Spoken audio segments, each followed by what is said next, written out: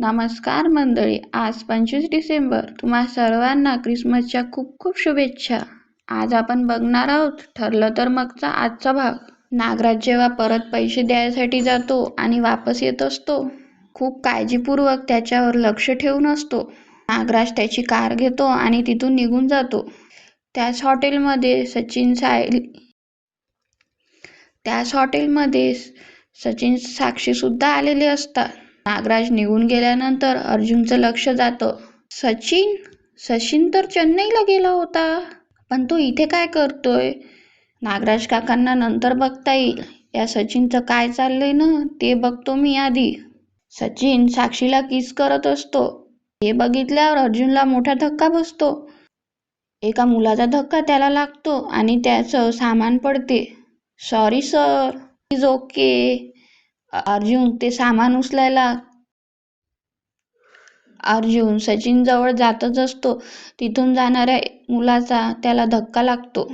त्या मुलाचं सामान खाली पडते आणि तो उचलायला जातो. तेवढ्यात साक्षी तिथून उठून चालली जाते. तो बघतो तर काय, आता फक्त सचिन एकटाच बसलेला असतो. अर्जुन खूप रागाने सचिनकडे बघतच राहतो. एकीकडे नागराज महिपतपर्यंत पोहोचलेला असतो. काय रे महिपत, असा काय बघतोस रे माझ्याकडं? दारू पिताना कधी तू बघितलं नाही का मला? हवी आहे तुला? थोडीशी भरू? असं शिंपडू अंगावर 4 थेंब. तू पिऊन घे नागराज, शेवटची पिऊन घे. काय नागराज? 25 वर्ष नागराज शेठ म्हणणारा हा महिपत आज काय म्हणतोय? नागराज? जेव्हा स्वार्थ दिसतो तेव्हा माणसाची वृत्तीही अशीच बदलत असते. आता नागराज आणि महिपतचं पण असंच चालू आहे. तुम्ही तुमच्या लायकीवर उतरलात ना, मग मला पण माझ्या लायकीवर उतरावंच लागेल. तुझे असे हाल करून मारणार ना नागराज तुला, की तू पाणीही नाही मागणार. नागराज हसायला लागतो. सोड रे. तुझ्या असल्या पोकळ धमक्या खूप ऐकल्या मी. प्रिया तिच्या काळजीत असते. या नागोबाने महिपतला कुठे लपून ठेवलं असेल? दोघं एकत्र आले ना की मी बाहेर फेकल्या गेली आहे. मागच्या वेळेला ते दोघं एकत्र आले होते तेव्हा माझे खरे आईबाप शोधून काढले होते. आता मी तन्वी नाही आहे हे सगळ्यांना सांगितलं तर? नाही, नागोबाशी बोलायला हवं. जोपर्यंत कॉल उचलत नाही ना तोपर्यंत कॉल करतच राहणार मी. नागराजचा फोन वाजतो. हे बघ, तुझी लाडकीची सुंदरी दर 2-2 मिनिटाला कॉल करतीये. जाम घाबरलीये. तिला माहित नाही ना मी तुला कुठं ठेवलंय ते. शोध याला. कुठे शोधायचं शोध. तुला सांगू का महिपत, भयानक बाई आहे ही. माझ्या एवढ्या आयुष्यात अशी भयानक महाभयंकर बाई बघितलेली नाहीये. मला विश्वासच नाहीये तिच्यावर. सायली सुमनला समजावत असते. सुमन काकू, मी जे काही तुम्हाला सांगितलंय ना ते लक्षात ठेवा आणि तुम्हाला काहीही वाटलं तर मध्यरात्री फोन केला तरी मी धावत येईल. प्रतिमा काकू म्हणतात, आता मीही नीट लक्ष ठेवील सायली. मी सुमनला दुबळी नाही पडू देणार. अर्जुनचा मेसेज न आल्यामुळे सायली फोनकडे बघत असते. काय झालं सायली? काही नाही. बरं तू बस, मी तुझ्यासाठी छान शरबत करून आणते. मी जरा आलेस. असं म्हणून ती साईडला अर्जुनला मेसेज करते. काय झालं? नागराज काका कुठे गेले ते काही कळलं का? अर्जुन सचिनला बघायला जातच असतो तेवढ्यात सायलीचा मेसेज येतो. सायली अर्जुनला फोन लावते. अर्जुन काही रिस्पॉन्सच देत नाही. कुठे गेले असतील हे आणि काय घडलं असेल तिथे? सायली परत कॉल करते. अर्जुन साईडला होऊन बोलतो. हा हॅलो. अहो, तुम्ही माझा फोन का नाही उचलत आहात? सगळं ठीक आहे ना तिथे? हो. आणि ऐकू येतंय ना? हो. तुम्ही पाठलाग करताय का? साक्षी परत सचिन जवळ जात असते तेव्हा साक्षीचं लक्ष जातं की अर्जुन फोनवर बोलत आहे कुणाशी तरी. हा इथे का आलाय? साक्षी लगेच दुसऱ्या दरवाजाने तिथून निघून जाते. अर्जुन विचार करत असतो की सायलीला सांगू का की मी सचिनला एका मुलीबरोबर बघितलंय. नाही नको, आधी मलाच कन्फर्म करू दे. हॅलो. हा तुम्ही काही बोलत का नाही? नाही, मी ते नागराज काकाला फॉलो करतच होतो, पण तेवढ्यातच एक ट्रक आडवा आला. आणि नंतर तो कुठे निघून गेला ते नाही कळलं मला. हो का? बरं ऐक, मी तुला नंतर फोन करतो. असं म्हणून अर्जुन फोन ठेवून टाकतो.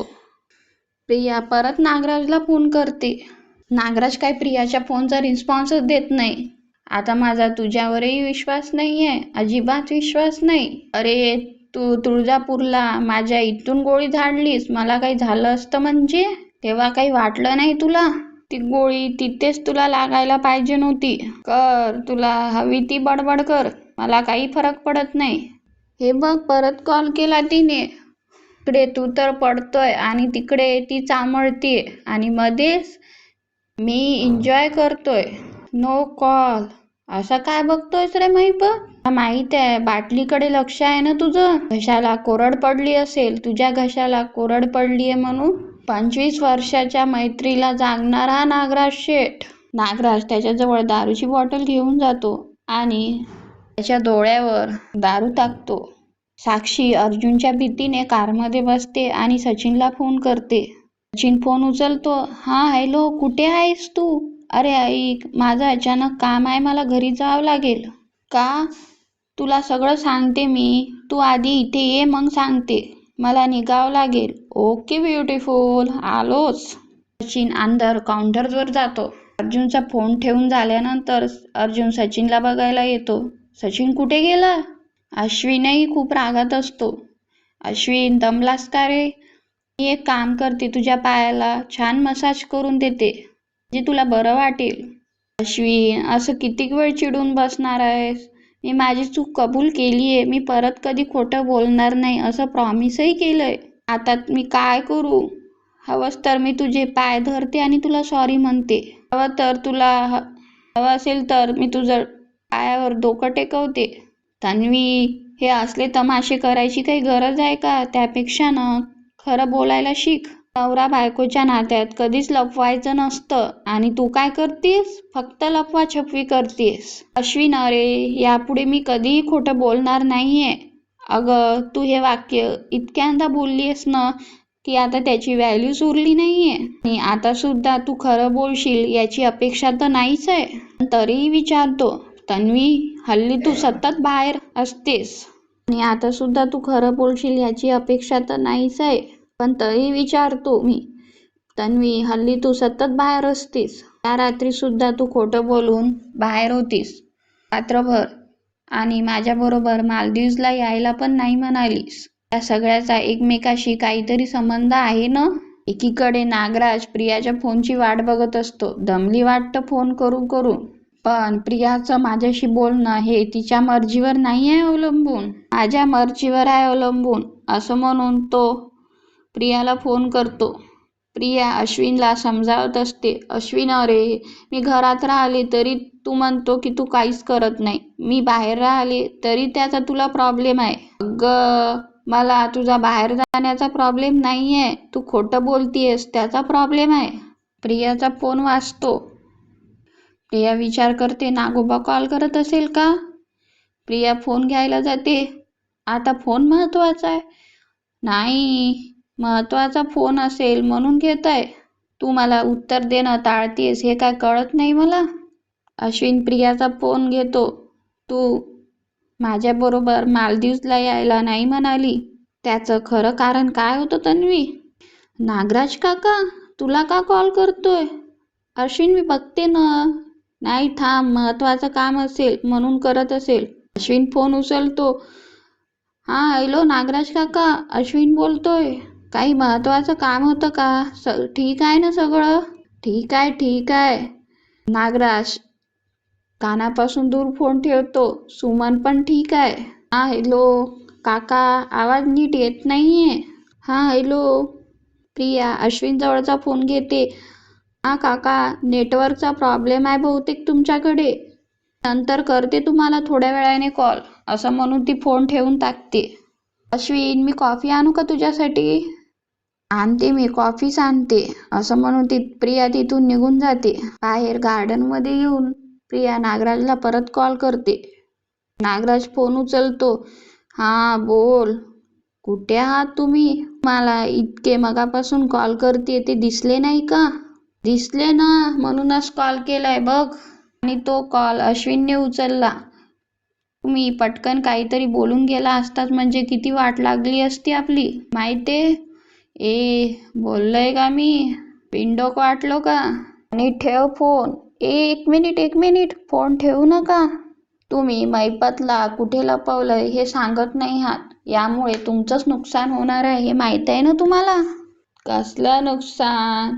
तुम्हाला भीती वाटतेय ना? किल्लेदार ॲक्सिडेंटची सुपारी तुम्हीच दिली होती म्हणून. तर त्याचं तोंड कसं बंद ठेवायचं हे मला माहितीये. कसं? साक्षीचा उपयोग करून घ्यायचा. आता काय? एक काम करा, मैपतला कुठे ठेवलंय तुम्ही त्याचा पत्ता पाठवा. मी येते तिथे आणि तिथे येऊन तुम्हाला प्लॅन सांगते. हा मूर्ख समजलीस का मला तुझ्यासारखं? मैपत कुठे आहे ना हे तुला कळणारच नाही, अजिबात नाही कळणार. बरं ठीक आहे, पण आधी मैपतला जिथे लपून ठेवलंय ना तिथे भेटा मला. ठीक आहे? हां ठीक आहे. सचिनचा फोन वाजतो.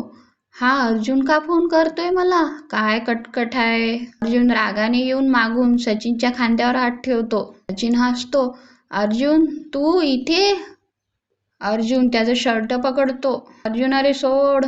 तर प्रेक्षकांनो, पुढील भागात अर्जुन खूप चिडलेला असतो. अर्जुन जाम सचिनला विचारतो. सचिन उत्तर देतो, अर्जुन तुझा काहीतरी गैरसमज होतोय, मी फक्त तिच्या गालावर. नागराजही सुमनवर खूप चिडलेला असतो. तुला माहित नसेल, एक छापडा देईल तुला. सुमन नागराजचा हात पकडते. माझ्या अंगावर हात उचलायचा नाही हं.